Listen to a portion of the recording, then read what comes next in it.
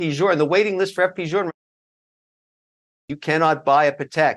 You cannot get an Audemars Piguet. You cannot get a Rolex. You can't get an FP Jour. And the waiting list for FP Jour right now is 2 years and 2 months. While luxury watches dropped significantly in price, Kevin O'Leary tells you why he is still investing in brands like Rolex, Patek Philippe, and Audemars Piguet. This is the Cash Cow Guru. We won't waste your time, so let's get started. If you want to see more videos like this, make sure you subscribe so you won't miss our newest uploads. Rolex prices to drop further as supply surges, says Morgan Stanley. I'm just going to read a paragraph of this.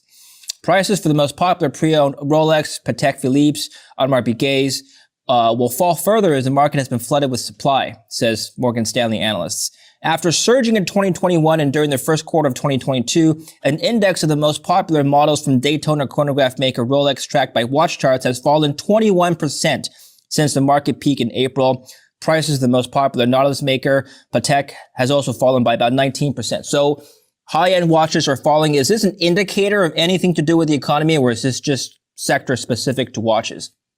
Well, I'm familiar with that index. I'm also familiar with that article. But what it doesn't point out is the 36 months prior, you're up about 400%.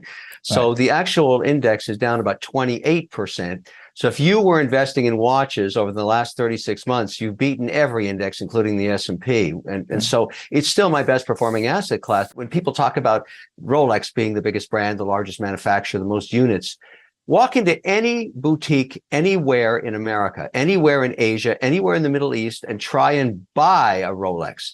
It's true the secondary market has softened 28%, but there is absolutely no supply of new watches. And one of the problems, and this is across the entire Swiss, Italian, German, and Japanese watchmaking industry, is that we can't get young people to pursue the craft of watchmaking anymore. A new generation of watchmakers, very hard to find, because most young people that have to start this between 14 and 16 years old and dedicate your life to it, don't understand the need for a mechanical watch anymore. And so they look at their cell phone or their Apple Watch and say, this is more accurate than any Rolex is ever going to be. What do I need a Rolex for? So that has seeped into the market and is actually reducing the supply of watches.